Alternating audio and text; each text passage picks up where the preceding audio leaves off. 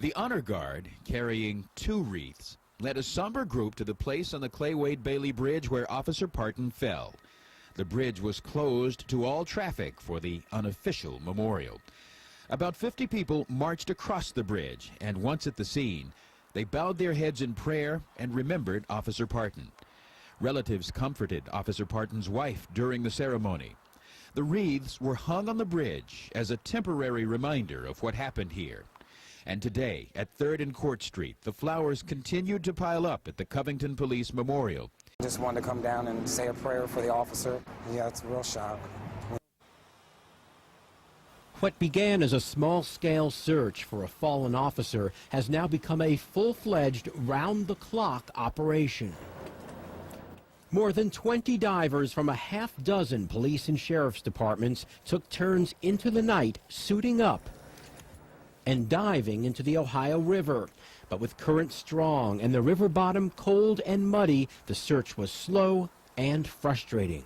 It's pitch black. Once you get down not far, it's total darkness, so they actually have to work by feeling. Searchers believe the body of Officer Mike Partin is trapped 40 feet below the river's surface, just under the spot where he fell from this bridge deck while chasing a DUI suspect. Clear, K-112, what's your location now? We're on the bridge, Clay-Wade-Bailey. He's headed towards Cincinnati. Police dispatch tapes just released to Channel 9 detail the panicked moments before and after the fall. Good, son, we got somebody in the water.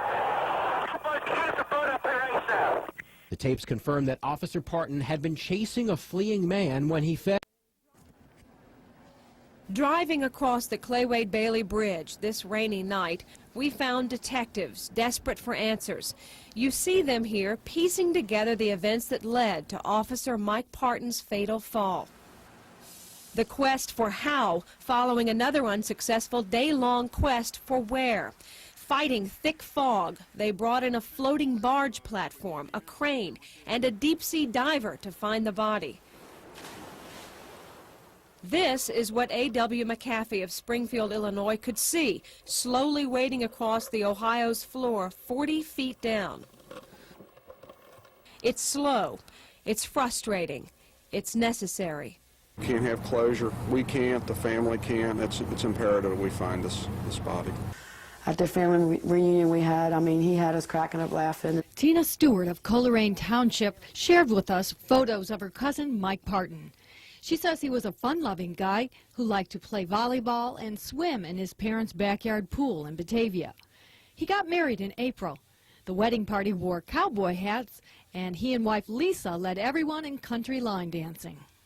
So we grew up as kids, and he always told us, when I get bigger, I'm going to be a policeman.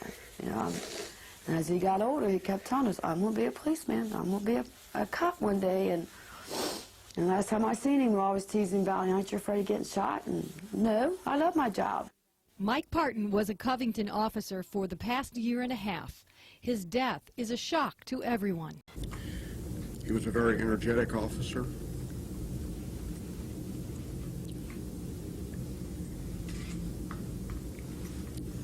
And a very professional officer.